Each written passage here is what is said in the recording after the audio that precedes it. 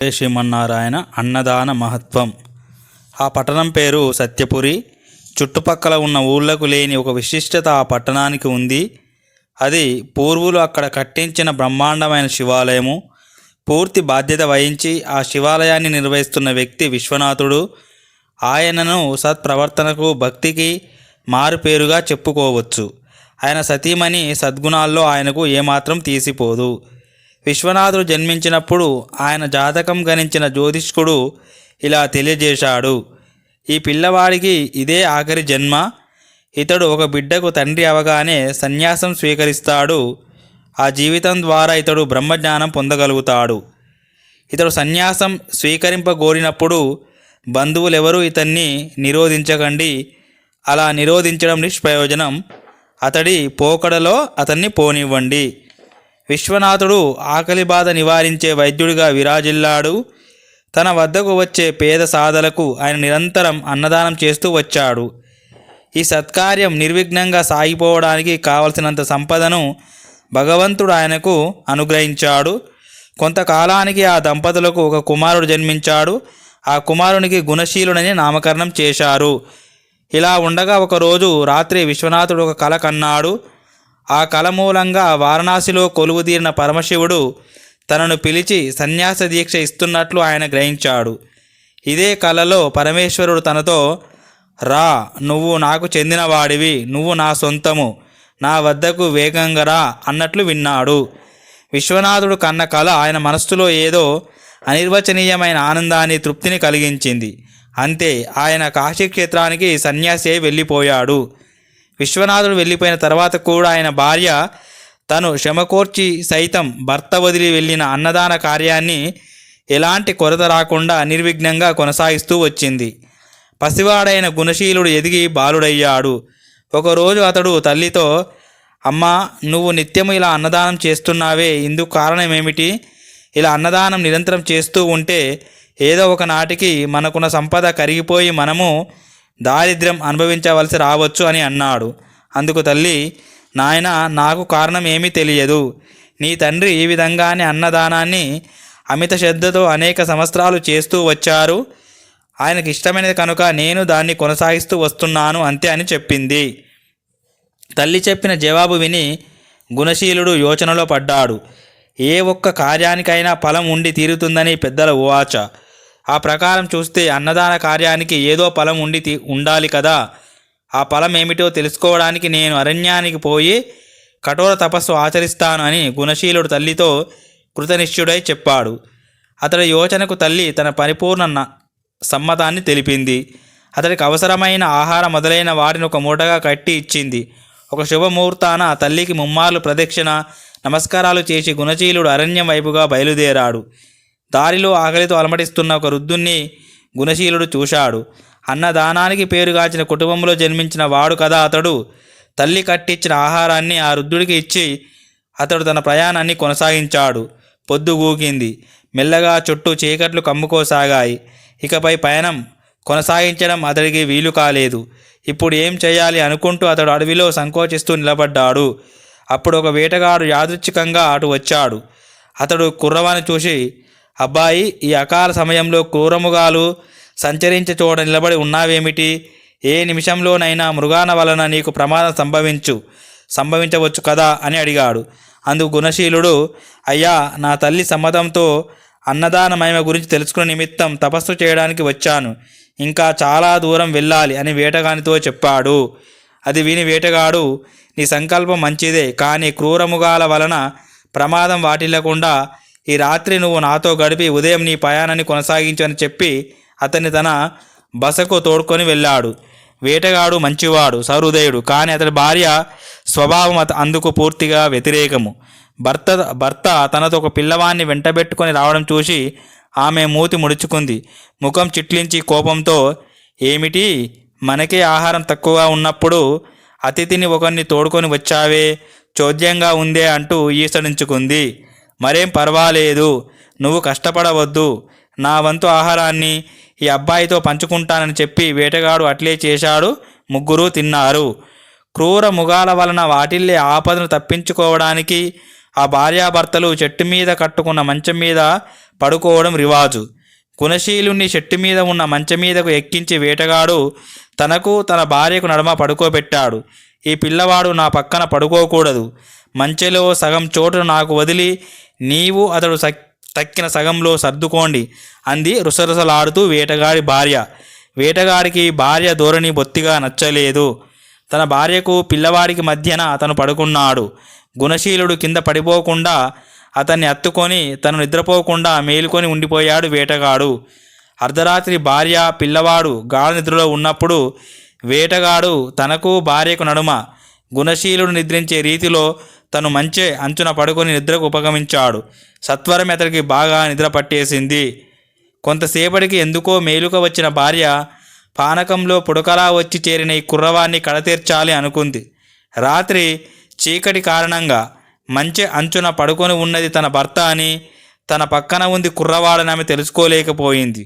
మంచె అంచున ఉన్న తన భర్తను గుణశీలుడని ఎంచి ఆమె మెల్లగా అతన్ని దొర్లించి కింద పడేటట్లు చేసింది. పైగా ఆ పని చేసినందుకు సంతోషించింది కూడా. కింద పడ్డ వేటగాన్ని క్రూరముగాలు చంపేశాయి. ఇక బాగా తెల్లవారక ముందే లేచిన గుణశీలుడు తన పక్కన వేటగాడు కనిపించక విస్తుపోయాడు. బహుశా అడవిలోకి ఏదో పని మీద వెళ్ళి ఉంటాడని భావించాడు. ఆ తరువాత మెల్లగా మంచె నుండి దిగి తన పయనాన్ని కొనసాగించాడు. బాగా తెల్లవారిన తర్వాత లేచిన వేటగాడి భార్య తన అనుచిత కార్యం వల్ల తన భర్తను క్రూర మృగాలు చంపేశాయని గ్రహించి దిగ్భ్రాంతితో తను మరణించింది. అక్కడ తన పయనంలో గుణశీలుడు ఒక కుంటి వ్యక్తి తన గుడిసె ముందు కర్రను ఊతగా చేసుకొని నిలబడి ఉండడం చూశాడు. గుణశీలుని చూసి ఆ కుంటి వ్యక్తి ఏ విషయంగా ఎక్కడికి పోతున్నావంటూ విచారించాడు. తన పయన లక్ష్యాన్ని గుణశీలుడు ఆయనకు వివరంగా తెలిపాడు. అది విని ఆ వ్యక్తి, అలా అయితే నాయన, నువ్వు నా కోసం ఒక పని చేసి పెట్టు. నాకు అసలు ఆకలి వేయదు. ఈ జాడ్యానికి కారణం ఏమిటో నువ్వు తపస్సు చేసే దేవతను అడిగి తెలుసుకోగలవా బాబు అని అడిగాడు. అట్లే అడిగి తెలుసుకుంటానని గుణశీలుడు వాగ్దానం చేశాడు. తదనంతరం తన పయనంలో గుణశీలునికి ఒక తాచుపాము తారసపడింది. ఆ పాము గుణశీలుణ్ణి అతడి ప్రయాణ ఉద్దేశాన్ని గూర్చి అడిగింది. అతడు ఆ కుంటి వ్యక్తికి తెలిపిన అదే వివరాలను పాముకు తెలియజేశాడు. ఆ వివరాలు విన్న పాము, అబ్బాయి, నా చూపు సరిగా లేక అవస్థ పడుతున్నాను. ఈ అవస్థ నుండి విడిపడడానికి నేను ఏం చేయాలో దయచేసి దేవతను అడిగి తెలుసుకొని వేడుకుంది. గుణశీలుడు అందుకు సానుకూలంగా స్పందించాడు. పాము సమీపంలో ఉన్న తన బసను అతడికి చూపించింది. మళ్ళీ అతడు నడక కొనసాగించాడు. దారిలో అతడికి గుత్తులుగా విరగకాసిన పండ్లతో కూడిన ఒక మామిడి చెట్టు కనిపించింది. ఆ చెట్టు, నా పండ్లు అన్నిటా పురుగులు క్రిములు పడుతున్నాయి. దాంతో జనులు నా పండ్లను వినియోగించుకోలేకపోతున్నారు. అదే నా బాధ. నా పండ్లకు పురుగులు క్రిములు పట్టకుండా ఉంటే నేను జనులకు ఎంతో ప్రయోజనకారిని అవుతాను. అందుకై నేను ఏం చేయాలో కాస్త దేవతను అడిగి తిరిగి వచ్చేటప్పుడు నాకు తెలియజేయని గుణశీలుని ప్రార్థించింది. పిల్లవాడైన గుణశీలుడు అరణ్యం దాటి ఎత్తైన పర్వత శిఖరాన్ని చేరుకున్నాడు. అక్కడ ఒక అనువైన చోట కూర్చొని దేవతను గూర్చి కఠోర తపస్సు ప్రారంభించాడు.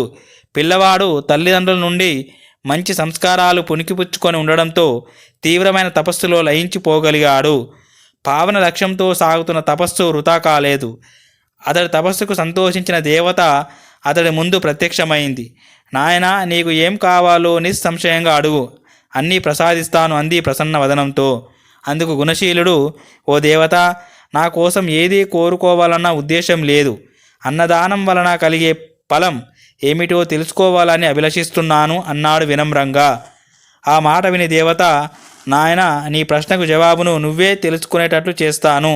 మీ రాజ్యాన్ని పాలించే రాజుకు 10 నెలల తర్వాత ఒకనాటి ఉదయము 5 నుంచి 30 గంటలకు ఒక మగపిల్లవాడు జన్మించబోతున్నాడు. నువ్వు రాజును కలుసుకొని పుట్టబోయే బిడ్డ దేహం నేల మీద పడేలోపు దాన్ని ఒక బంగారు తాంబాలంలో పడేట్లు చేయమను. తర్వాత ఆ బిడ్డను అన్నదాన మహిమను గురించి అడుగు. బిడ్డ చెప్పే జవాబు నుండి అన్నదాన మహత్వాన్ని తెలుసుకొని చెప్పింది. తర్వాత గుణశీలుడు కుంటి వ్యక్తి, పాము, మామిడి చెట్టుల సంశయాలను దేవతలకు తెలిపి వాటి జవాబులను తెలుసుకున్నాడు. పిదప దేవత, ఇంకా నీకు కావలసింది సంకోచించకుండా అడుగు అంది. గుణశీలుడు తనకంటూ ఏదీ అవసరం లేదని చెప్పేశాడు. దాంతో దేవత అతన్ని ఆశీర్వదించి అంతర్ధానమైపోయింది. గుణశీలుడు తిరుగు ప్రయాణంలో ముందుగా మామిడి చెట్టును కలుసుకున్నాడు. ఆ చెట్టుతో అతడు, ఓ మామిడి చెట్టు, గత జన్మలో నువ్వు గొప్ప ధనికుడుగా ఉండేవాడవట. కానీ నీ ధనాన్ని కించిత్తు కూడా పరులకు వినియోగించకుండా పరమలోభిగా జీవించావట. నువ్వు ఎక్కడైతే నీ సంపదనంతా బంగారు ముద్దలుగా మార్చి పూడ్చిపెట్టావో అదే చోట ఇప్పుడు మామిడి చెట్టుగా పెరిగావు. నీ సంపదను ఇతరులకు కాస్త కూడా ఉపయోగించని కారణాన నీ పండ్లు పురుగులు పట్టి ఉన్నాయి అని దేవత చెప్పింది అని తెలిపాడు. అసలు కారణం తెలుసుకున్న మామిడి చెట్టు, ఇది అడిగి తెలుసుకున్నందుకు కృతజ్ఞతలు. దయచేసి నీవే ఈ బంగారాన్ని స్వీకరించి సద్వినియోగం గావించని ప్రార్థించింది. గుణశీలుడు ఆ బంగారంతో ఊరికి తిరిగిపోతున్నప్పుడు దారిలో నాగుపాము అతడికి స్వాగతం పలికింది. అతడు ఆ పాముతో, ఓ నాగమా, నీ వద్ద అతి విలువైన మాణిక్యం ఉందట. దాన్ని నువ్వు ఎవరికన్నా ఇచ్చివేస్తే నీ కంటి చూపు సరైపోతుందని దేవత చెప్పింది అని అన్నాడు. వెంటనే పాము తన కడుపులో ఉన్న మాణిక్యాన్ని కక్కి బయటకు తీసి, అలా అయితే నా తరపున కారణం తెలుసుకొని వచ్చిన నీకన్నా సజ్జనుడు ఎవరుంటారు? నువ్వే ఈ మాణిక్యాన్ని స్వీకరించని వేడుకుంది. గుణశీలుడు మాణిక్యాన్ని స్వీకరించి తన తిరుగు ప్రయాణం కొనసాగించాడు. దారిలో కుంటి వ్యక్తి అతడికి స్వాగతం పలికాడు. అప్పుడు గుణశీలుడు అతడితో, మీరు ఏ కళలో ప్రావీణ్యం గడించారో ఆ కళను ఇతరులు ఎవ్వరికీ నేర్పించలేదు. తను నేర్చిన విద్యను ఎవరికీ బోధించకపోవడం పాపం. తను గడించిన విద్యను ఇతరులకు నేర్పినప్పుడే ఆ విద్య రాణిస్తుంది. అతడి జీవితం సార్థకమవుతుంది. మీ విషయంలో మీరు నేర్చిన కళను మరెవరికీ నేర్పనందున మీకు ఆకలి లేకపోవడం అనే జాడ్యం వాటిల్లినదని దేవత తెలిపిందని చెప్పాడు. అది విని ఆ కుంటి వ్యక్తి, అలాగా, కృతజ్ఞుని నాయన, నేను నేర్చిన కళను నీకు బోధిస్తానని గుణశీలుడుకు తాను ఏ కళలో ప్రావీణ్యం గడించాడో ఆ కళను సమగ్రంగా నేర్పించాడు. అక్కడి నుండి ఎకాఎకిన గుణశీలుడు రాజభవనానికి వెళ్ళాడు. రాజుతో అతడు, రాజా, 10 నెలల తర్వాత మీకు ఒక మగ శిశువు జన్మిస్తాడు అని తనకు దేవత చెప్పిందంతా వివరంగా తెలిపాడు. గుణశీలుడు చెప్పింది విని రాజు ఆశ్చర్య ఆనందాలలో ఓలలాడాడు. ఆ శిశువు జన్మించే వరకు గుణశీలుణ్ణి రాజభవనంలోనే ఉండిపోమ్మని వేడుకొన్నాడు. గుణశీలుడు సూచించిన సమయం ఆసన్నమైంది. రాజు గుణశీలుడు చెప్పినట్లే అంతఃపుర స్త్రీలను పిలిచి పుట్టబోయే శిశువు నేల మీద పడే ముందు ఆ శిశువును బంగారు తాంబాలంలో పట్టుకొని తీసుకురండి అని వారికి ఆజ్ఞ ఇచ్చాడు. అంతఃపుర స్త్రీలు రాజాజ్ఞను అట్లే శిరసావహించి శిశువును తెచ్చారు. గుణశీలుడు అప్పుడే పుట్టిన ఆ శిశువును చూస్తూ, ఓ శిశువా, అన్నదాన ఫలాన్ని తెలుపుతావు కాక అన్నాడు. ఆ శిశువుకు దేవత అనుగ్రహం వలన గత జన్మ జ్ఞాపకం కలిగింది. ఆ మగ శిశువు, నిన్ను నేను అరణ్యంలో వేటగాడిగా కలుసుకున్నాను. అప్పుడు నీకు ఆహారం ఇచ్చిన పుణ్యఫలంగానే ఇప్పుడు రాజకుమారుడిగా జన్మించాను. ఆ నా సత్కార్యాన్ని నిరోధించబూనిన నా భార్య ఇప్పుడు ఈ ఊళ్ళోనే ఒక మురికివాడలో పందిగా పుట్టిందని చెప్పాడు. అన్నదాన ఫలాన్ని ఆ శిశువు నుండి అనుభవపూర్వకంగా తెలుసుకున్న గుణశీలుడు సంతోషంతో తన ఊరికి బయలుదేరాడు. తాను బయలుదేరి వెళ్ళినప్పటి నుండి జరిగింది యావత్తూ పూసగుచ్చినట్లు తల్లికి చెప్పాడు. అన్నదాన మహత్వాన్ని విన్న ఆమె పరమానంద భరితురాలయ్యింది. తరువాత ఆ తల్లి కుమారులు మునుపటి కన్నా శ్రద్ధగా, స్వార్థరాహిత్యంతో అన్నదాన కార్యాన్ని నిర్వర్తిస్తూ తమ జీవితాలను సార్థకం చేసుకొని తరించారు. ఓం శాంతి శాంతి శాంతి. హరి ఓం తత్సత్. శ్రీరామకృష్ణార్పణమస్తు.